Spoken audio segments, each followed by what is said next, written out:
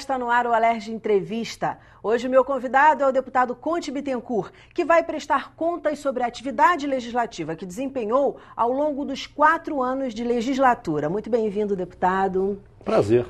Deputado, o senhor é professor. Quantos anos de sala de aula?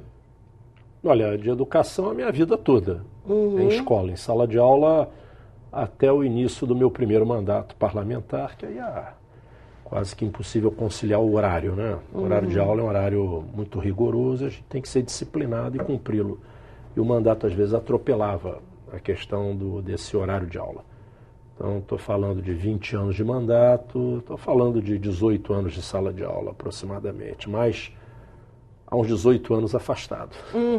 Essa foi a minha primeira pergunta, porque o senhor está à frente da Comissão de Educação há 8, 10 anos. 10 anos. 10 anos. Exatamente 10 anos. E é importante a gente saber que uma pessoa que está à frente da Comissão de Educação é alguém que tem experiência, principalmente em sala de aula. Quando a gente fala professor, a gente pensa logo sala de aula, que é a experiência mais forte.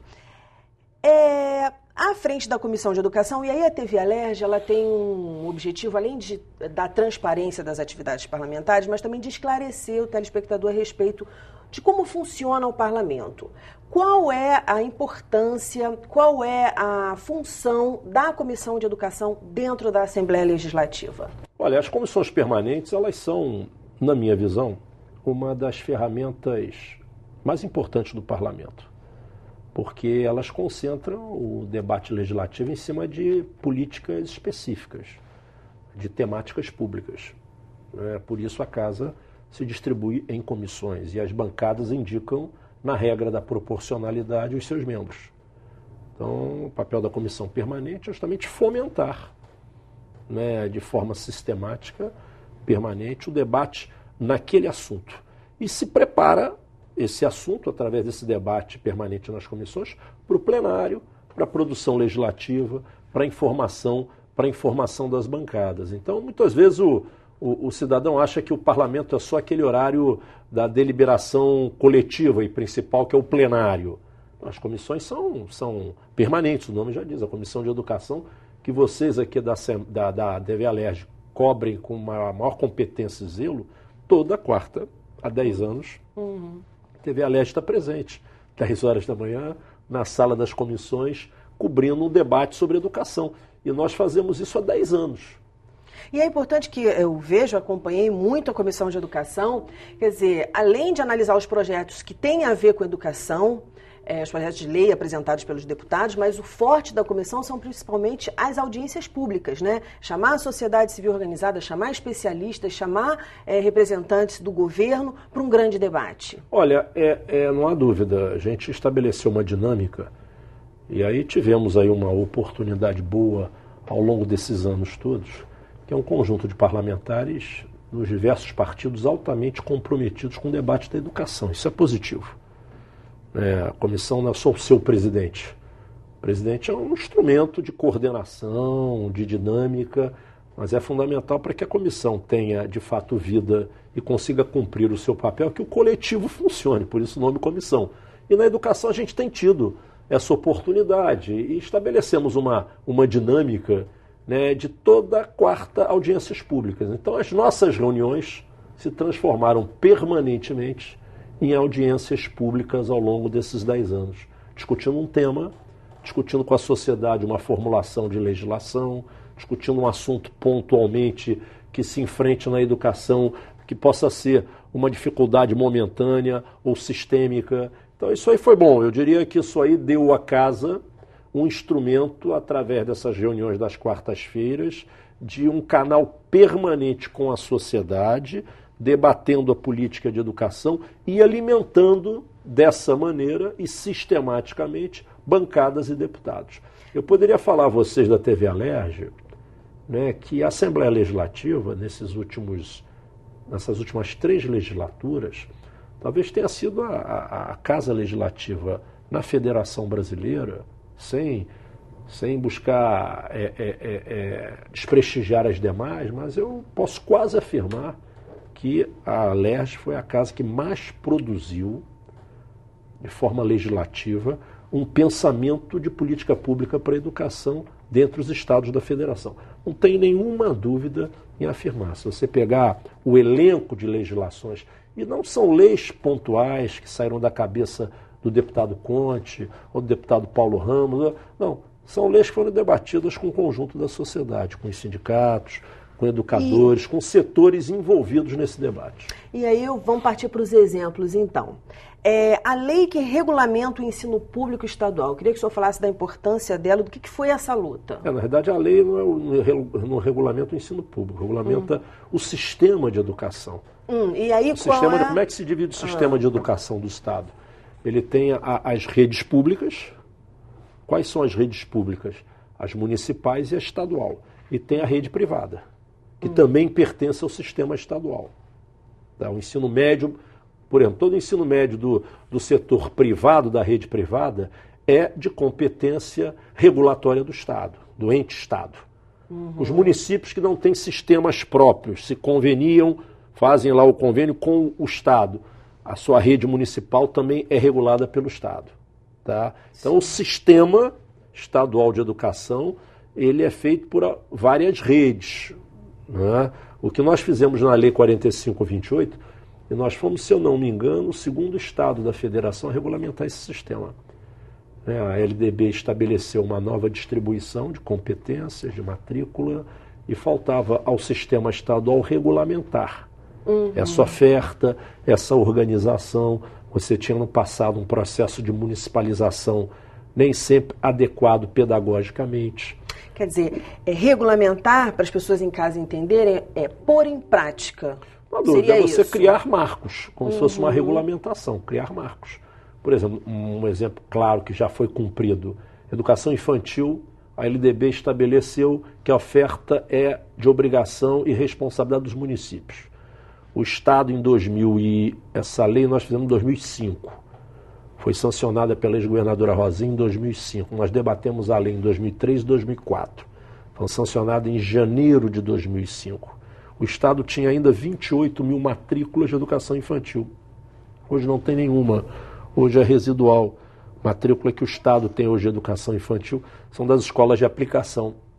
O ISERJ, que é o antigo Instituto de Educação, que tem que ter uma pré-escola para funcionar como escola de aplicação daquelas formandas, e o ZEPAM, lá em Campos, Instituto de Educação de Campos, que também tem uma escola de aplicação. Nós já em 3 anos fizemos um pacto com os municípios.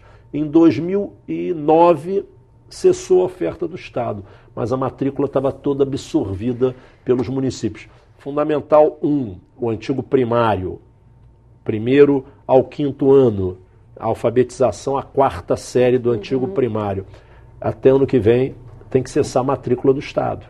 E o que eu achei mais interessante, deputado, é que a regulamentação foi feita para não causar traumas, ou seja, para não ser abrupta, né? Foi uma coisa gradual, foi um pacto. Eu queria que o senhor falasse um pouquinho desse diálogo que a Comissão de Educação ajudou a abrir. A municipalização ela tem que ser um pacto. A educação ela é um componente de obrigação do Estado brasileiro, independente do ente que vai ofertá-la. A União, o Estado ou municípios. O aluno não é do município, não é do Estado, não é da União, o aluno é público. Na educação é um direito de todos, né? Obrigação do Estado, dever da família. Então a proteção à criança, garantir o acesso a uma escola, independente do ente que oferta, que venha fazer a oferta, que oferte aquela matrícula, tá? O importante é que ela seja absorvida, chamada década da universalização. Tá? O que já aconteceu com o fundamental. O que acontecia no passado? Essas municipalizações eram feitas de um ano para o outro. Ou seja, é inadmissível você interromper um projeto pedagógico que já foi iniciado pelo aluno. O aluno no 3º ano do seu primário, hoje 1º ano, 3º ano do fundamental, ele não pode no ano seguinte estar numa outra rede com outro projeto pedagógico. Então o que fizemos como marco importante nesse pacto, nesse entendimento? Nós tivemos aqui na Comissão de Educação quase todos os secretários municipais de educação. Nós ficamos um mês inteiro, onde as 4 audiências da comissão foram com secretários municipais, através da Undime, que é o órgão que os representa. Tivemos mais de 70 secretários nos nossos debates. A gente queria um respeito pedagógico nessa transferência. Olha, aluno que começou no Estado vai terminar no Estado. Aí o aluno iniciante, lá do 1º ano do fundamental, Ele então começa no município e vai progressivamente aquele segmento sendo chamado municipalizado, transferido para o município. Isso foi feito sem trauma, o que aqui no Rio foi muito importante. Hoje o Estado ainda tem, se eu não me engano, na última reunião da responsabilidade educacional, que nós fizemos com a Secretaria de Estado, eram 8.000 matrículas no primeiro segmento do fundamental, que o Estado ainda tinha, que acaba no que vem. Para você ter uma ideia, em 2005 eram mais de 200.000 matrículas. Nossa. Que o Estado respondia. Mas por que nós fizemos uma década? Porque entendíamos que 10 anos, a lei de 2005, em 2015 cessa a oferta do Estado. Em 10 anos era possível fazer a transferência dessas quase 200.000 matrículas sem trauma, sem interrupção, sem desrespeito pedagógico, entendeu? Garantindo os direitos da educação da criança. E foi feito. Então, sem problema essa lei foi um grande... também, não há a menor dúvida. Não há menor... Esse é um outro ponto que a gente ainda tem uma queda de braço tremenda com os setores do Poder Executivo. Imagino. Deputada, a gente está há 2 minutos aí para pedir o intervalo, mas eu queria começar um pouquinho falando sobre um assunto que eu acho que é bastante interessante, que é o programa Escola Infância. Queria que o senhor falasse um pouquinho sobre isso. Olha, esse programa não foi exitoso. Não. Não. Esse programa a gente entendia, pelo que você falou há pouco, os municípios despreparados, não só a nível orçamentário, mas a nível de recursos humanos, nós queríamos ter mantido algumas escolas de educação infantil do Estado. Esse é o espírito do programa. Não foi cumprido pelo Poder Executivo.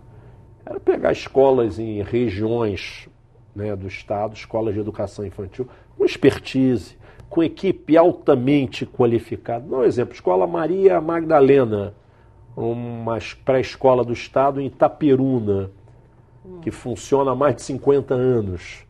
Equipe de primeiríssima, equipe altamente especializada, com expertise. A ideia era transformar aquela escola numa unidade de capacitação, de atualização permanente para as redes municipais da região. Ou seja, o espírito republicano de uma federação. O Estado é um ente mais forte, né, pega os municípios mais fracos, que têm dificuldade de atualizar, de capacitar, de investir em recursos humanos. O Estado cumpriria esse papel com algumas escolas, e essas escolas seriam centros de formação, centros de atualização dos professores municipais.